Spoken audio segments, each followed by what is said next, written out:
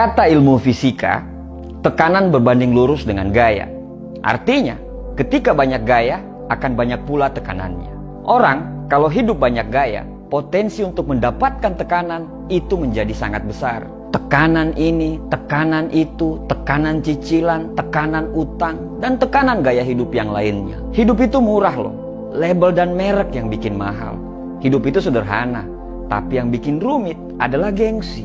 Sebenarnya, sekecil apapun uang kita, insya Allah uang itu akan cukup untuk memenuhi hidup. Tapi mau seberapa pun banyaknya uang kita, tapi itu nggak akan bakal cukup untuk memenuhi gaya hidup. Apalagi di zaman sekarang ini, bila nggak hati-hati, banyak orang yang akan terbawa arus.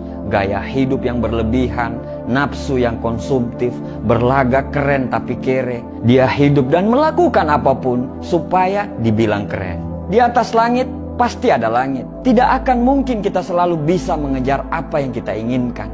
Karena keinginan itu selalu berubah-ubah dan bertambah di tiap berjalannya waktu. Apalagi kalau kamu bergaul dengan orang-orang yang strata sosialnya lebih tinggi. Dia punya itu, kamu juga pengen punya itu. Dia bisa itu, kamu juga pengen seperti itu. Kita punya mobil harga 130 juta, sedangkan teman kita punya mobil harga 250 juta. Akhirnya kita pengen juga punya mobil seperti itu.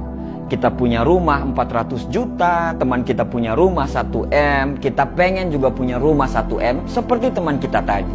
Kita liburan di kota sebelah, teman kita liburan ke negara sebelah. Kita pengen juga seperti itu. Bro, tidak akan pernah habis kalau selalu menuruti keinginan.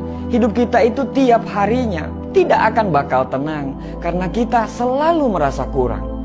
Akhirnya tingkat kesyukuran kita pun menjadi memudar. Kita akan selalu merasa kurang, padahal banyak orang yang lebih kurang daripada kita. Salah satu faktor kenapa banyak orang yang gagal untuk sukses karena terlalu banyak gaya.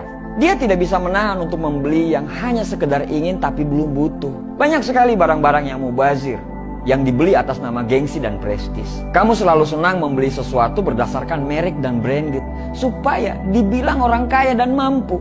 Padahal, orang-orang kaya dan mampu membeli barang berdasarkan kenyamanan. Mahal atau murah akan dia beli kalau dia sudah merasa nyaman. Melihat handphone keluaran terbaru, kamu ingin ganti handphone keluaran terbaru. Padahal HP-mu masih bagus dan masih layak pakai.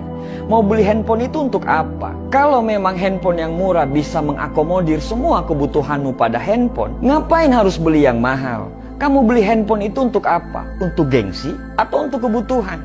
Beli smartphone yang mahal supaya dibilang mampu, padahal bayarnya sampai harus mengorbankan hal yang lain yang sebenarnya lebih butuh.